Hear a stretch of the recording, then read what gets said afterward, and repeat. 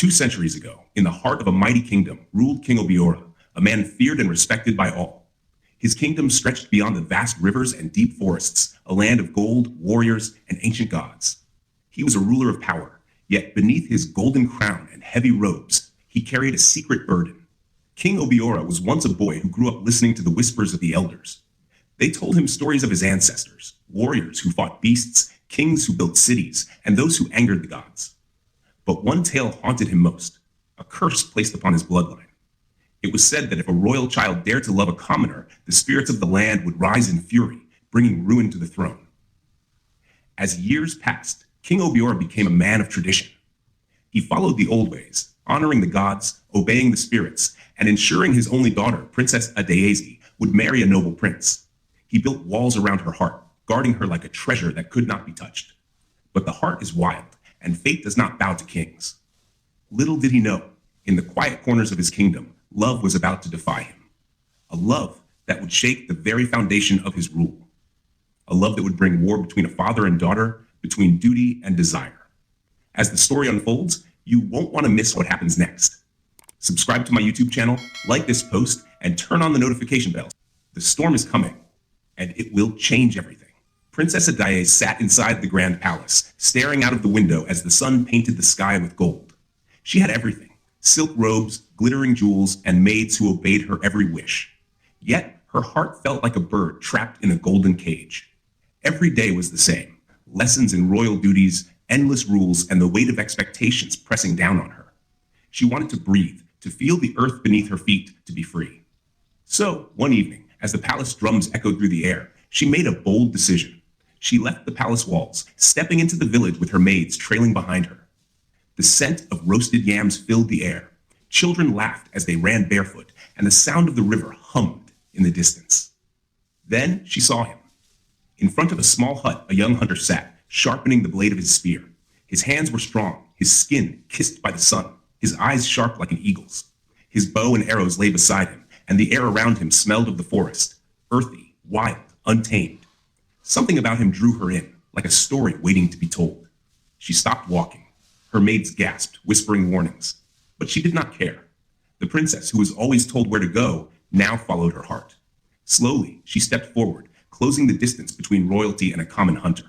That moment, under the fading light of the evening, was the beginning of something dangerous, something beautiful, something that would soon shake the kingdom to its core. The journey has just begun. The fire of love is burning, and soon it will consume everything. The evening air was thick with silence as Princess Adaeze stood before Obinna's hut.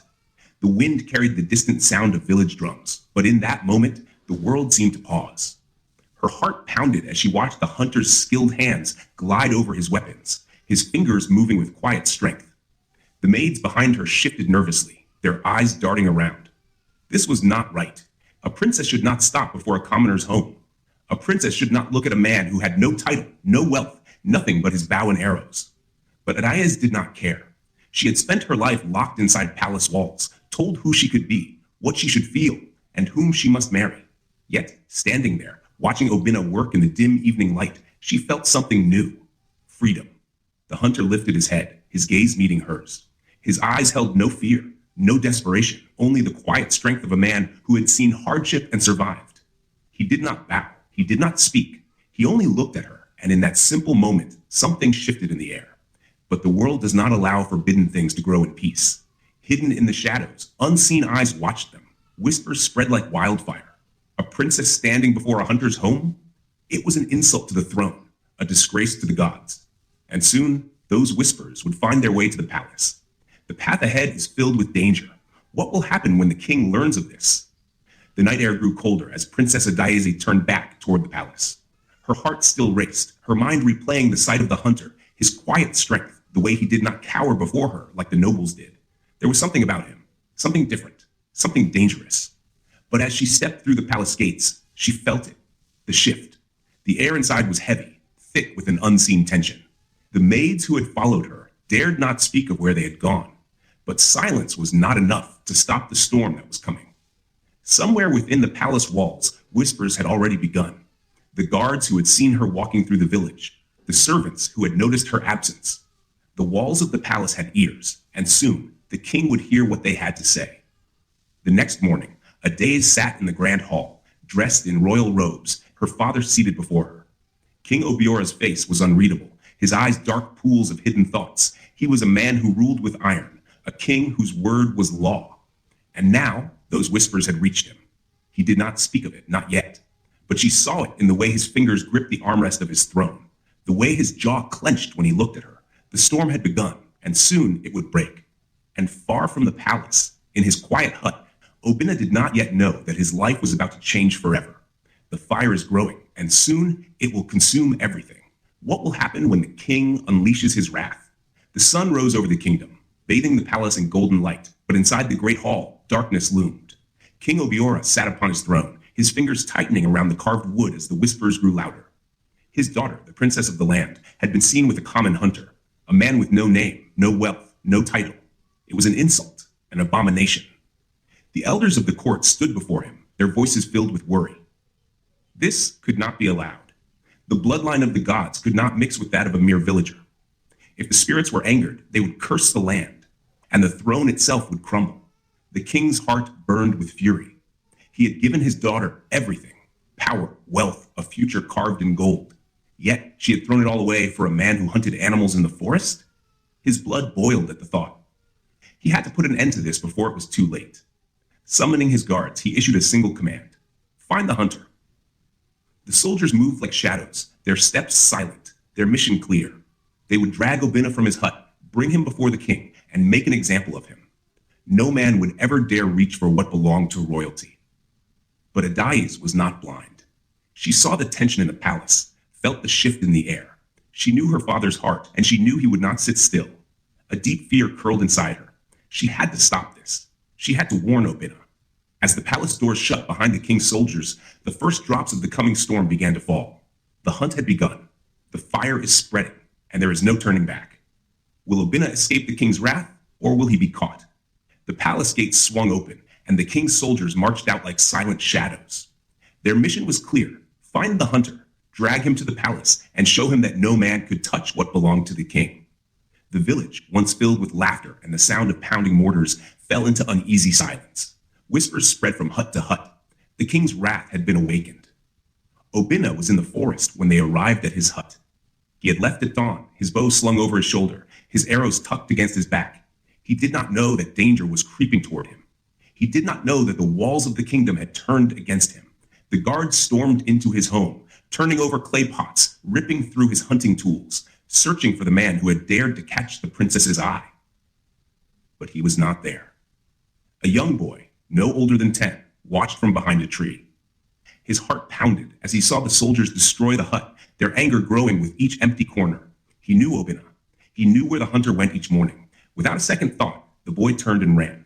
Far away, in the thick of the forest, Obinna crouched low, eyes sharp, bow steady. A wild antelope stood a few feet away, unaware of the hunter's presence. He pulled back his bowstring, ready to release.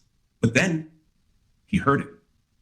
The sound of footsteps crashing through the leaves, the hurried breaths of a child running for his life. Obinna turned just as the boy stumbled into the clearing, his small hands gripping his knees, his face pale with fear. They are coming for you. The hunt was no longer just for food. Now it was for survival.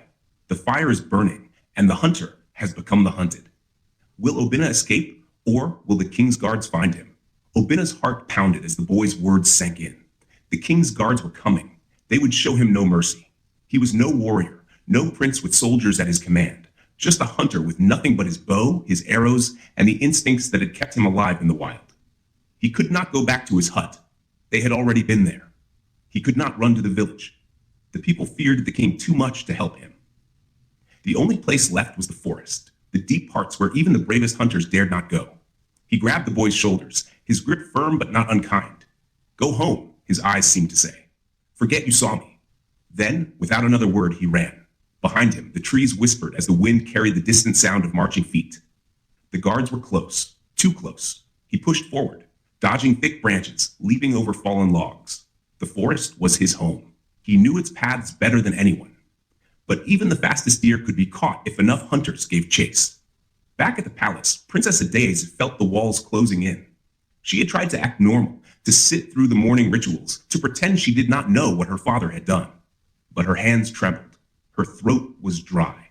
Then she heard it, the news that shattered her world. They did not find the hunter in his hut, a guard reported to the king. But we will catch him. He cannot run forever. Her heart twisted in fear. She had to do something. She had to find him before they did. As the sun climbed higher, two paths were set. One of a hunter running for his life. One of a princess ready to risk everything. The fire is spreading. Who will reach Obinna first? The woman who loves him or the men sent to destroy him? Deep in the forest, Obinna ran. His breath came in sharp gasps. His legs burned, but he did not stop. He could not stop. The king's men were behind him, their voices carrying through the trees, their weapons clanging like the drums of war. He leaped over roots, pushed through vines, and moved deeper into the wild, a place where even the bravest feared to go. Here, the trees stood taller, their branches like ancient arms stretching toward the heavens. Here, the air was heavy, thick with the scent of damp earth and unseen creatures watching from the shadows. The ground beneath him was uneven, treacherous. One wrong step could send him tumbling into the unknown. But he had no choice. If he stopped, he was dead. At the same time, Princess Adaeze had made her own escape. Dressed in a simple cloak, she slipped through the palace gates under the cover of dusk. She knew the risks. If she was caught, her father would never forgive her. But she did not care. Love was worth the risk. She rode through the village, her heart pounding, her mind racing. She knew where Obinna would go. She had listened to his stories, the way he spoke of the deep forest, the place where only the wild survived. She had to find him before the guards did. The hunt was reaching its peak. The shadows were closing in.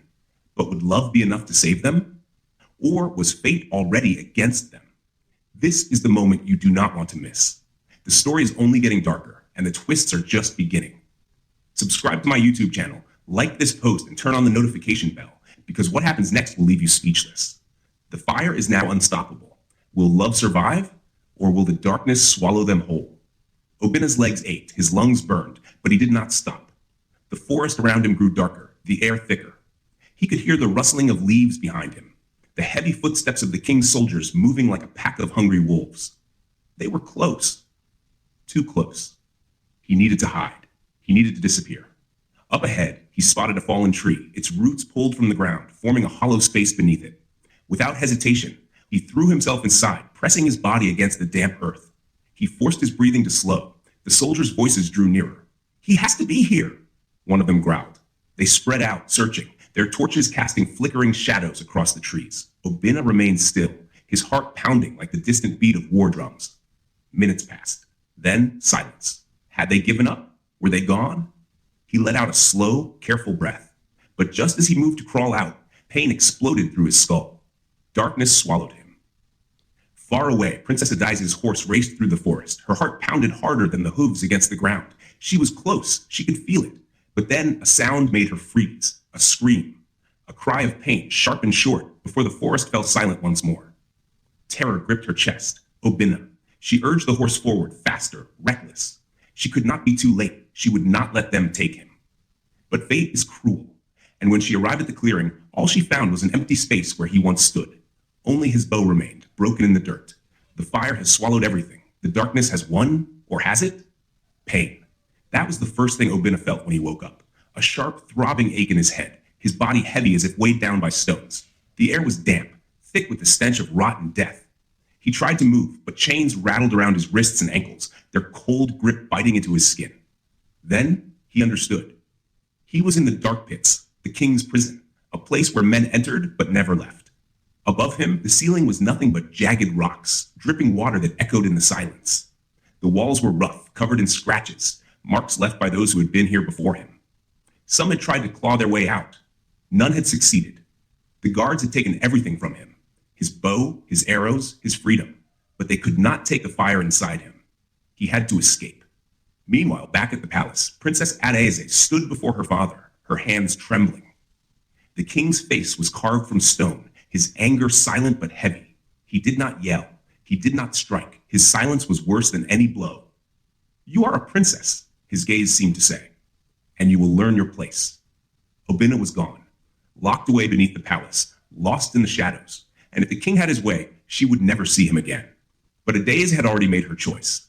That night, while the palace slept, she moved like a ghost through the halls. There was still time. There had to be. She would save him, or she would die trying. The fire is not out yet. The story is racing toward its most dangerous moment. Will Adaeze reach Obinna before it's too late? The palace was silent, wrapped in the heavy breath of sleeping guards and dim torchlight. But Adaeze did not sleep. She moved like a shadow, her bare feet silent against the cold stone floors. She knew where they had taken him. The dark pits. A place where only the worst criminals were thrown. A place where death came slowly, through starvation, sickness, or the cruelty of the king's punishments. Obinna was no criminal. His only crime was loving her. She gritted her teeth. That was enough for her father to destroy him. Her heart pounded as she slipped past the last guard. She had listened to their whispers, the way they spoke of the prison. She knew the way. A cold wind greeted her as she stepped outside, making her shiver beneath her cloak. The pits were underground, hidden beneath the earth, guarded by men who had no mercy. Her breath caught as she approached the entrance. A rusted iron door stood before her, thick chains wrapped around it. 2 guards stood by, their spears crossed. She could not fight them. She had no weapon, no strength against men trained for war. But she had something else: royalty. Lifting her chin, she stepped forward. Her voice was steady, though fear clawed at her insides. The king has ordered the prisoner to be moved. The guards hesitated, glancing at each other. The princess's word was law, but something in their eyes told her they were not fools. "Where is the order?" one of them asked. A cold chill ran through her. They did not believe her. She had only seconds before they called for help, before the entire palace woke up. She had to act. The fire is burning dangerously close. Will Adaeze find a way in, or has she just sealed her own fate? The guards' eyes narrowed, suspicion creeping into their faces. Princess or not, they would not move without an order from the king. Adaeze's heart pounded. She had only seconds before they called for more soldiers. If they sounded the alarm, she would never reach Obinna. She could not let that happen. Thinking fast, she took a step forward, her hands tightening into fists beneath her cloak. She willed her voice to stay steady, to carry the weight of authority. "My father will not be pleased to know you questioned me," she said, her tone sharp. "Do you wish to explain to him why you delayed his command?" The guards exchanged glances. Doubt flickered in their eyes. No one wanted to anger the king. For a moment, Adaeze thought she had won. But then, one of them spoke. "We will confirm with the king." Panic surged through her veins. If they did that, she was finished. She had to act now. Before they could move, she did something reckless. She grabbed the nearest torch from the wall and threw it onto the dry grass near the entrance of the pit. Flames erupted instantly, crackling as they spread. "The prison is on fire," she screamed. "Open the door before the king hears of this disaster." The guards, startled, rushed to stomp out the flames. In their distraction, Adaeze seized her chance. With trembling hands, she snatched the keys from one of their belts and ran toward the iron door. Her heart slammed against her ribs as she fumbled with the lock. Every second counted. Then, click. The door creaked open.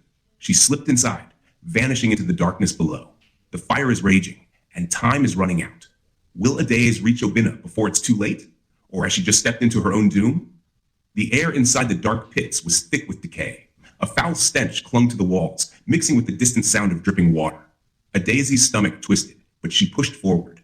The flickering torch in her hand barely lit the way, casting eerie shadows along the damp stone corridor. Her heart pounded. She had made it inside, but now she had to find him. The cells stretched endlessly, carved into the earth like gaping mouths.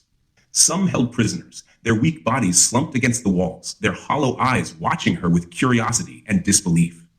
They had never seen a princess here before. She ignored their whispers, stepping carefully over the rats that scurried in the darkness. Every second mattered. Then she saw him. Obinna sat against the wall, his wrists bound in heavy chains. His once strong body was battered, his face bruised, but his spirit, it was still there. His eyes, dull with pain, widened when he saw her. Adaeze's breath caught in her throat. He was alive. Her hands shook as she fumbled with the keys, trying each one, praying that one would fit. The chains were thick, rusted from years of suffering, but she would not give up. Footsteps echoed above. The guards had discovered her trick. She had minutes, maybe seconds, before they stormed inside. Finally, click! The shackles fell away. Obinna collapsed forward, weak, but she caught him, her arms tightening around him. There was no time to speak, no time to think. They had to run. She pulled him to his feet, her heart racing as she glanced toward the entrance. Their escape had begun, but so had the chase. The fire is spreading, and there is no turning back. Will they make it out alive, or will the king's wrath swallow them whole? Adaeze gripped Obinna's arm, pulling him forward. His body was weak, his steps unsteady, but he forced himself to move. He had no choice. If they stayed, they would die. The tunnel ahead was narrow, its walls pressing in like the hands of unseen spirits. Adaeze's torch flickered wildly as they ran, the shadows dancing in frantic shapes. Behind them, shouts echoed through the dark pits. The guards had entered. They were coming. Obinna stumbled, his strength failing. He had spent too many days in chains, too many nights without food. But Adaeze did not let go. She tightened her grip, refusing to lose him now. A faint glow appeared ahead. An opening. An exit. Hope surged in Adaeze's chest. If they could just reach it. But then a scream tore through the silence. Stop them! The guards had seen them. Footsteps thundered behind them, metal armor clanking against stone. The chase was no longer silent. It was a storm, and they were caught in the middle of it. Adaeze's lungs burned. She could hear the guards getting closer, their breath, their swords. They were almost at the exit, almost free. Then, an arrow flew past her ear, striking the wall ahead. She froze for half a second. That was all it took. A soldier grabbed her wrist, yanking her backward. She gasped, struggling, but he was too strong. Obinna turned, his tired eyes flashing with desperation. He could not let them take her. Not now. Not after everything. With the last of his strength, he lunged forward, slamming his fist into the soldier's jaw. The man staggered, releasing Adaeze. She did not hesitate. Grabbing Obinna's hand, she ran. Faster. Harder. The exit was right there. The taste of freedom just beyond reach. The fire was roaring. The moment of truth had arrived. Would they make it, or had fate already sealed their doom? The cold night air hit Adaeze's face as they burst through the exit. Freedom. It was so close. But there was no time to celebrate. Behind them, the guards roared in fury, their torches bobbing like angry fireflies in the darkness. Obinna staggered, his legs barely holding him up. He was weak, bleeding, but Adaeze refused to let him fall. She pulled him forward, her heart pounding like a war drum. They had to disappear into the forest. It was their only chance. The trees loomed ahead, their branches stretching out like welcoming arms. If they could make it past the first few miles, the guards would struggle to find them. But fate was cruel. A sharp whistle cut through the night, then pain. Obinna gasped, his body jerking backward. Adaeze turned, eyes wide in horror. An arrow. It had struck his back, its tip glistening with blood. No! Her scream shattered the silence. Obinna collapsed to his knees, his breath ragged. Adaeze fell beside him, pressing her hands against the wound, but the blood slipped through her fingers. Warm, wet. The guards were closing in. She could hear them, but nothing else mattered. Not the danger, not the king's wrath. Tears streamed down her face. This was not how their story was supposed to end. Not like this. Obinna's trembling fingers brushed her cheek, a silent goodbye, but Adaeze refused to accept it. She pulled him up with all her strength, dragging him forward, step by step. If love was powerful, if fate could be changed, then she would not let him die here. Then a miracle. Figures emerged from the trees, villagers, hunters, people who had watched in silence for too long. They surrounded the guards, blocking their path. Rebellion. The kingdom would never be the same. The fire had spread, and it would burn until justice was done. Adaeze and Obinna disappeared into the forest that night. Some say they lived, some say they died, but their story became legend. The love that defied a king, and legends never die. This is the end of their journey, but not the end of the fire. This story teaches us that love is powerful, but it often comes with great sacrifices. Adaeze and Obinna fought against tradition, fear, and even death to be together. Their love was pure, yet the world tried to tear them apart. But in the end, love is not just about feelings. It is about courage, sacrifice, and fighting for what truly matters. Sometimes the people we love the most will face struggles, and it is up to us to stand by them, no matter the cost. It also teaches us that power and authority should not control the hearts of people. King Obiora believed he could decide his daughter's fate, but love is not something that can be forced. True happiness comes from following your heart, even when the world is against you. Life will always test you. There will be moments when you must choose between what is easy and what is right. Be brave, like Adaeze. Stand firm, like Obinna. Fight for what you believe in, but also be prepared for the challenges that come with it. If you are ever faced with a situation where your heart tells you one thing and the world tells you another, what will you do? Would you fight for love like Adaeze and Obinna? Or would you let fear hold you back? Let me know in the comments section. And don't forget, subscribe to my YouTube channel, like this post, and turn on the notification bell so you won't miss more thrilling and heart-touching stories coming your way. Stay with me. The next story will be even more exciting.